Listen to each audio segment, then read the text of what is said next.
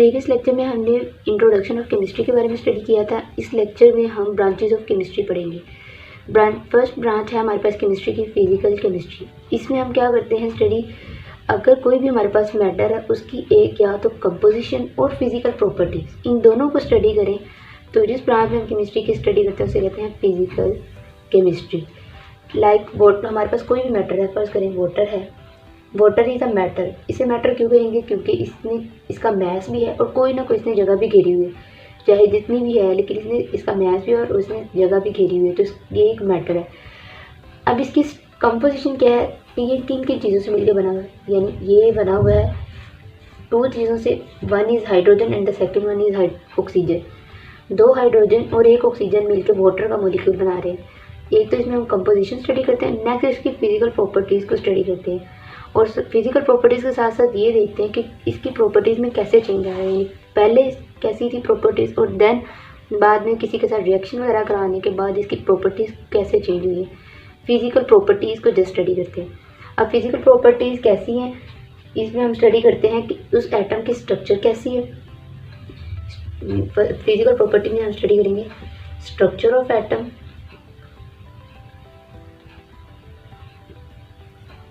Formation of molecule, यानी वो molecule की फॉर्मेशन कैसे हो रही, फॉर्मेशन ऑफ मॉलिक्यूल।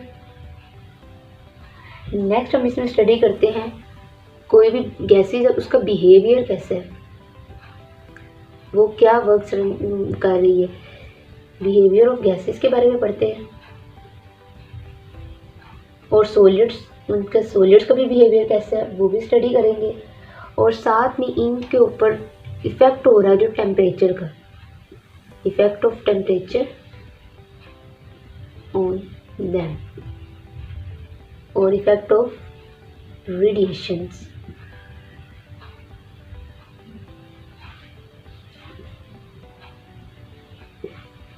इसमें फिजिकल प्रॉपर्टीज में हमने किसी चीज़ को स्टडी करना है। एक तो उस एटम की स्ट्रक्चर कैसी है, जैसे हमारे पास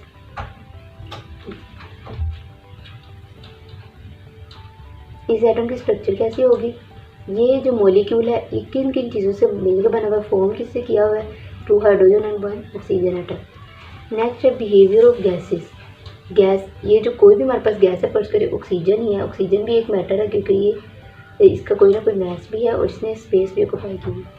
तो ये जो बिहेवियर ऑफ गैसेस हैं, ये इनका बिहेवियर कैसा है, ये क्या वर्क कर रही हैं, जैसे ऑक्सीजन हमें ज़िंदा रहने के लिए ज़रूरी है। उसके बाद है सॉलिड्स, कोई भी सॉलिड हमारे पास जैसे NaCl का बिहेवियर भी स्टडी करेंगे सॉलिड्स का। और साथ में इसके ऊपर टेम्परेचर का क्या इफेक्ट हो रहा है, यानी टेम्परेचर इंक्रीज़ करते हैं तो ये इसकी प्रॉपर्टी कैसी हो जाती है और टेम्परेचर डिक्रीज़ करने से क्या हो जाती है। उसके बाद अगर हम इनको रेडिएशन दें यानी एनर्जी प्रोवाइड करें तो इनकी प्रॉपर्टीज़ में क्या डिफरेंस आएगा। तो इस सारी को, एक तो उसकी फिजिकल प्रॉपर्टीज़, कोई भी मैटर है, और साथ में उसकी कंपोजिशन को स्टडी करते हैं under a branch known as physical chemistry. Next हम स्टडी करेंगे second branch organic chemistry.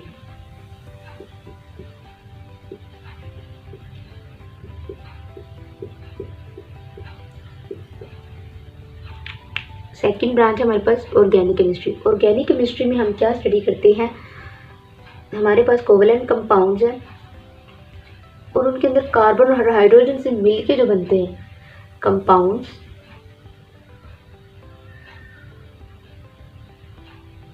Covalent compounds हैं, covalent compounds of carbon and hydrogen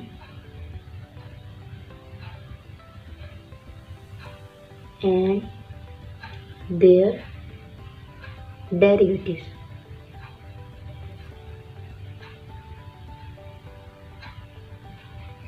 कोई भी हमारे पास कोवेलेंट कंपाउंड्स या कोवेलेंट कंपाउंड्स क्या होते हैं, जो शेयरिंग से बनते हैं। जैसे ऑक्सीजन है, हमारे पास ऑक्सीजन का मॉलिक्यूल है, ये कैसे बनता है, 1 ऑक्सीजन और 1 ऑक्सीजन दोनों आपस में अपने इलेक्ट्रॉन्स को शेयर करते हैं और एक बॉन्ड बनता है। ये 2 शेयर करते हैं। ऑक्सीजन जो है इसकी कैपेसिटी है कि ये 2 बॉन्ड बनाता है, इसके 2 इलेक्ट्रॉन्स शेयर होते हैं। तो ये जो है ये शेयरिंग से बनने वाले बॉन्ड को हम कहते हैं कोवेलेंट बॉन्ड, और जो कंपाउंड बनता है इसके नतीजे में उसे कहते हैं covalent compound. Covalent compounds of carbon and hydrogen, और इसके डेरिवेटिव यानी उनसे मिल के बनने वाले जो कंपाउंड है उसको हम स्टडी करते हैं ऑर्गेनिक केमिस्ट्री में। जैसे फर्स्ट करें हमारे पास एक मीथेन है CH4। अब इस CH4 का मीन क्या है, एक कार्बन है हमारे पास सेंट्रल कंपाउंड, इसके साइडों पे 4 हाइड्रोजन लगे, ठीक है, इसके साइडों पे 4 हाइड्रोजन लगे और ये चारों हाइड्रोजन जो हैं इन्होंने किसके जरिए बॉन्ड बनाया हुआ है, शेयरिंग ऑफ इलेक्ट्रॉन से बॉन्ड बनाया इनका, और इस बॉन्ड को हम कहते हैं कोवेलेंट बॉन्ड। और जो ये कंपाउंड इसको हम कहेंगे कोवेलेंट कंपाउंड। और ये बना किससे हुआ है, कार्बन और हाइड्रोजन। तो इस तरह के सारे कंपाउंड्स को हम स्टडी करते हैं ऑर्गेनिक केमिस्ट्री में। अब ये ऑर्गेनिक केमिस्ट्री में जो है ये जो कंपाउंड्स हैं ये वाले ऑर्गेनिक, ये नेचुरली भी हमारे पास प्रेजेंट है। जैसे मीथेन है, मीथेन इज अ गैस, सुई गैस जो हम घरों में यूज़ करते हैं, तो ये नेचुरली भी है और इससे खुद भी बनाया जा सकता है। तो ये जो ऑर्गेनिक कंपाउंड्स हैं ये घर में भी बन सकते हैं, यानी आर्टिफिशियली भी इन्हें बनाया जाता है और इन्हें नेचुरली यानी अल्लाह ताला ने भी हमें ये बना के दिए हैं। उसके बाद है कि ये जो ब्रांच है ये इसमें क्या, इसकी एप्लीकेशंस क्या क्या होंगी। तो एप्लीकेशंस इसकी हैं,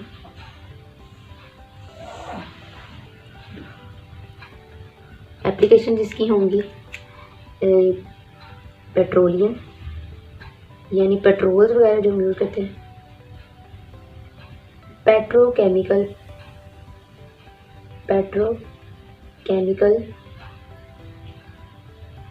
प्रोडक्ट्स, और हम इसमें क्या क्या स्टडी करेंगे, pharmaceutical product.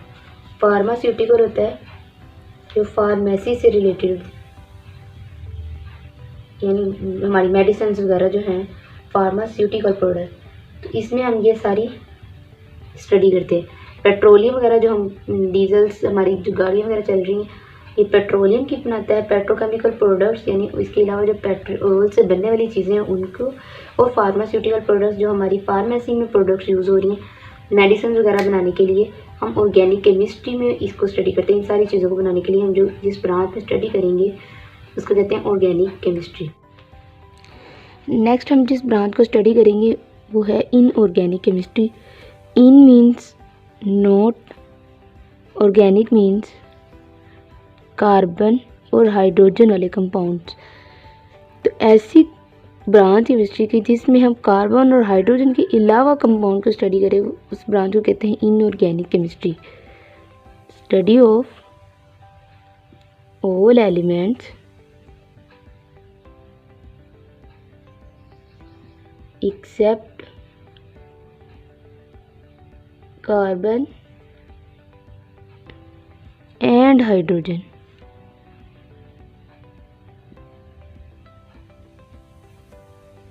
and their derivatives, और इनसे मिलके बनने वाले कंपाउंड,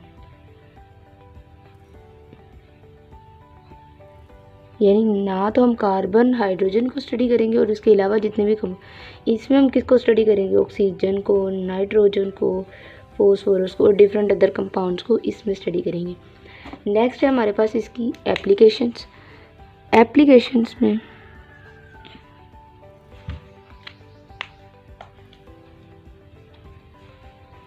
नेक्स्ट हमारे पास ऑर्गेनिक केमिस्ट्री की एप्लीकेशंस।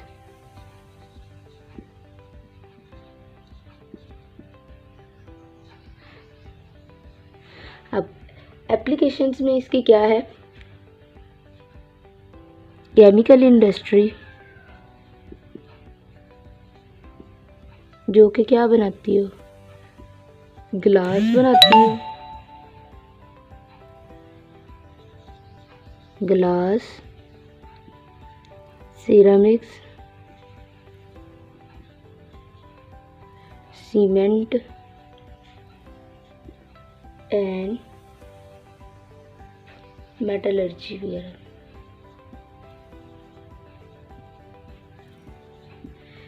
जितनी भी ये सारी कंपाउंड है जब ये इंडस्ट्री में बन रही होती हैं तो जिस ब्रांच में से स्टडी करते हैं वो है inorganic chemistry.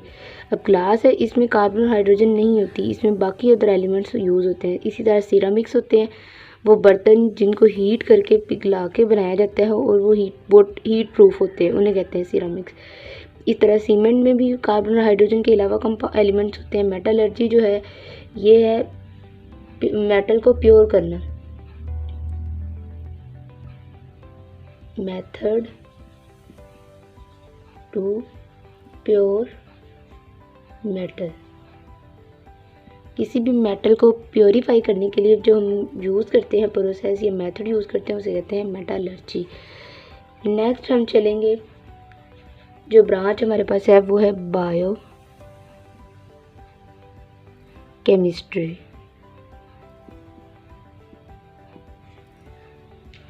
Biochemistry is also a branch of chemistry. The word bio stands for always living. ये हमेशा लिविंग के लिए स्टैंड करता है। उसके बाद केमिस्ट्री का आपको पता है केमिस्ट्री ही है। नेक्स्ट, अब इस ब्रांच में हम क्या स्टडी करेंगे, जितने भी हमारे एलिमेंट्स हैं वो हमारे लिविंग ऑर्गेनिजम्स के अंदर हो, चाहे हमारे अंदर हो, प्लांट्स में हो या अदर एनिमल्स में हो, तो उनको जो हम स्टडी करेंगे वो बायोकेमिस्ट्री में करेंगे। तो इसकी डेफिनेशन क्या हुई, the study of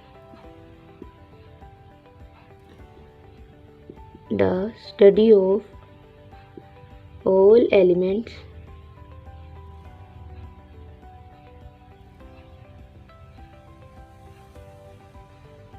present in living organisms।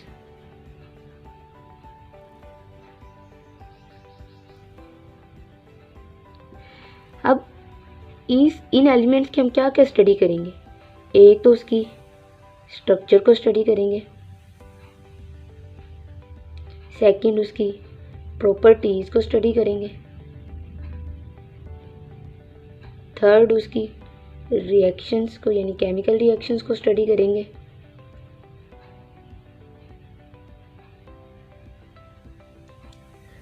यानी हमने इस जो एलिमेंट जितने भी इसके अंदर यूज़ होंगे हमारे लिविंग ऑर्गेनिज्म के अंदर जितने भी एलिमेंट्स हैं उनको बायोकेमिस्ट्री में स्टडी करना है।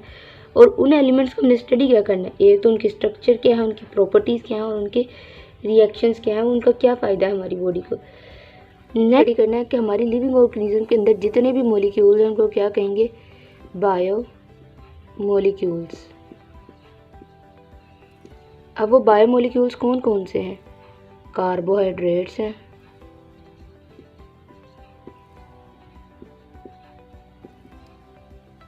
उसके बाद है प्रोटीन्स, उसके बाद है फैट्स।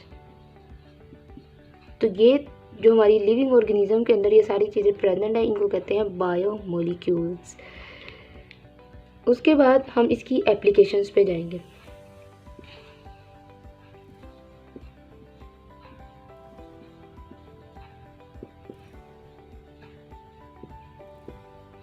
इसकी हमें एप्लीकेशंस क्या हैं, इसके फ़ायदे क्या हैं बायोकेमिस्ट्री के। बायोकेमिस्ट्री जो है फील्ड ऑफ मेडिसिन में हमारे लिए फ़ायदेमंद है, फील्ड ऑफ मेडिसिन।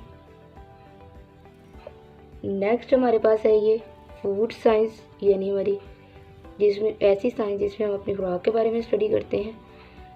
नेक्स्ट हमारे पास है एग्रीकल्चर में।